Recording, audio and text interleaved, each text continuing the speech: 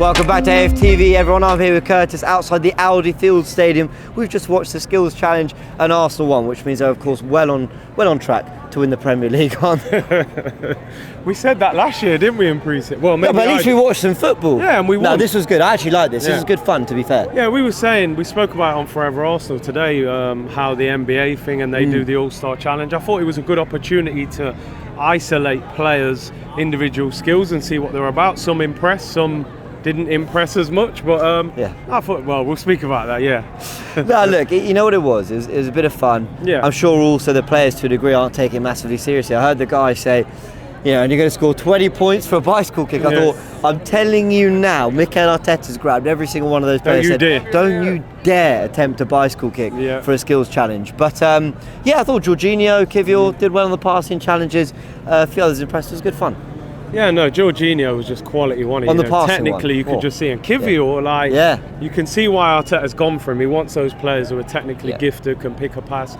Thought he did well. On the finishing, I was a little bit underwhelmed with the two guys you expected to finish Havertz and Balogun. Havertz did his best to keep a clean sheet. He did that. I think he was the only guy. Apparently the first ever in MLS Skills Challenge history. Breaking records already. That's what we got him in for.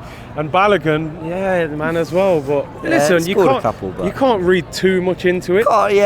Listen, I know what you mean. But you expect guys to be technically gifted at that level, don't you? No? It's a bit of fun. But look, we're expecting these guys to onto the more serious channel, the MLS All-Stars game, which I think of all the three friendlies we've got out here in the States, look, it's the one that I think will be treated like the Orlando one last year. Yeah. A lot of rotating, a lot of I kind of think he'll start weaker and end stronger. Yeah. He did the opposite against Nuremberg, and I certainly expect him to do the opposite against Man United and Barcelona. But how are you kind of seeing it? Because obviously it's a friendly, but to a degree, Arteta's going to have a plan of something he wants to get out of this game. Yeah.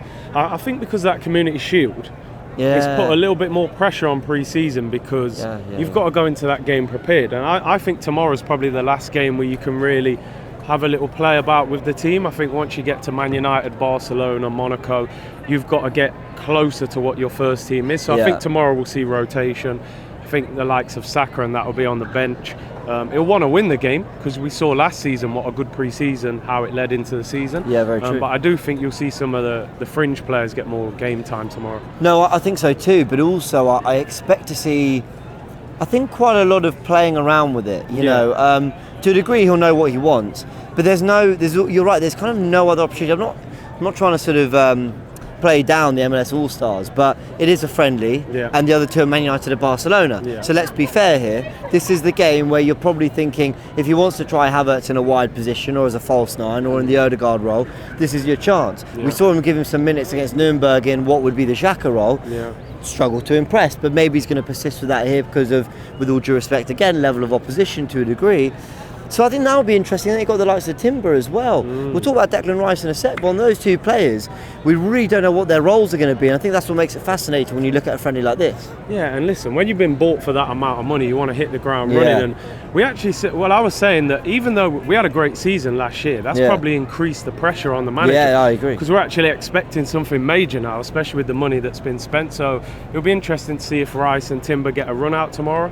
Is Timber going to start? Is he going to play centre-back? Is he going to play right-back? I think there's a lot of question marks, as you were saying earlier. I think there's a lot of things he needs to tweak. There's a few players there that probably won't be here at the start of the season as well. Absolutely. I couldn't agree more. Let's talk about Declan Rice now, because the temptation will be to give him 20 minutes against the MLS All-Stars and try getting more significant minutes against United and Barcelona. But is this not also a really good opportunity to...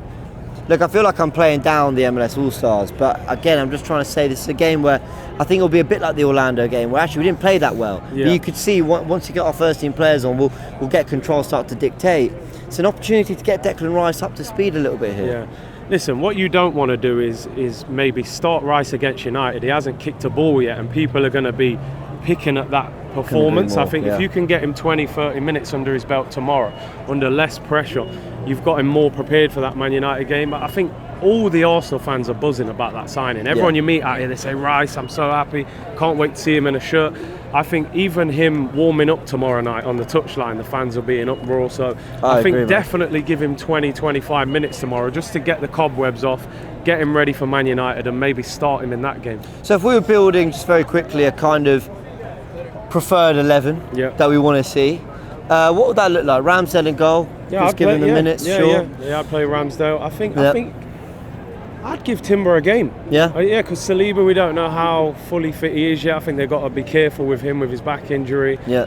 Kivior, I'd probably give him an opportunity. So to cut in there, that would be my centre-back partnership, Kivior Timber. Yeah. Let's see if we can alternate like we would in the Cups and still have a good level. Yeah. Then I'm going for Tierney and Tomiyasu as a fullback. Yeah, I agree with that. That's your second choice back four, but it's a very good back four. Quality players we all rate. Yeah. Let's see what they can do together. Yeah, I agree with that. And then you're probably looking Jorginho in midfield. Yep. I mean, Partey's not here.